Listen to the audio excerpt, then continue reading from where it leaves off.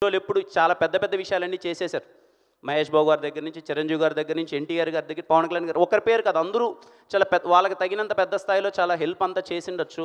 నాకు తగినంత చిన్నగా నేను ఆ కష్టాలన్నీ చూశాను, దగ్గర నుంచి చూశాను. కాబట్టి నేను ఈరోజు మీరందరూ చూపించిన ప్రేమ వల్ల నాకు వీలైనంత స్థానంలో నేనైతే కొంచెం పర్లేదండి, బాగానే ఉన్నాను. నేను అదే అనుకున్నానండి. ఈ రోజు నుంచి మీకు నేను ఈ స్టేజ్ మీదుగా నేను మాట ఇస్తున్నాను. ఎవ్రీ ఇయర్ సినిమా మీద ప్యాషన్ ఉండి, సినిమా అంటే పిచ్చుండి, నేను సినిమాల్లోకి వెళ్ళాలి అనుకుండే ఒక మిడిల్ క్లాస్ వ్యక్తి కావచ్చు, లేకపోతే లోయర్ మిడిల్ క్లాస్ వ్యక్తి కావచ్చు, వాళ్ళకు ఒక ఫినాన్షియల్ ప్రాబ్లమ్స్ ఉంటే నేను ఎవ్రీ ఇయర్ ఒక 10 పీపుల్ని ఐ కెన్ అకామిడేట్ అండి. అది ఫుడ్ కావచ్చు, స్టే కావచ్చు, లేకపోతే వాళ్ళకి స్కిల్ సెట్ కావాల్సిన విశేషాలు ఏదైనా కావచ్చు.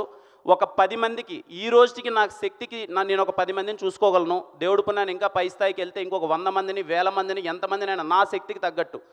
యాజ్ ఆఫ్ నౌ ఎవరైనా సినిమా అంటే పిచ్చుండి నేను సినిమాలో ఎదగాలనుకుంటున్నాను, మా ఇంట్లో ఒప్పుకోవట్లేదు, నా దగ్గర డబ్బులు సరిపోవట్లేదు అంటే ఒక 10 మందికి బేసిక్ నీడ్స్ అయితే నేను చూసుకుంటానండి. ఎందుకు ఈ విషయం చెప్తున్నానంటే నేను అక్కడి నుంచి అది చూసొచ్చాను. ఎందుకు అందరూ తిరిగి వెళ్ళిపోతున్నారు? అరే కృష్ణానగర్లో మేము స్టార్ట్ అయిన ఒక 50 మంది ఈరోజు ఇద్దరు కూడా ఎందుకు లేరు అని అంటే హోప్ లేక, డబ్బులు లేక, ఇక్కడ పీజీకి డబ్బులు కట్టుకోలేక, తినడానికి డబ్బులు లేక వెనకాలకి వెళ్ళిపోతున్నారు.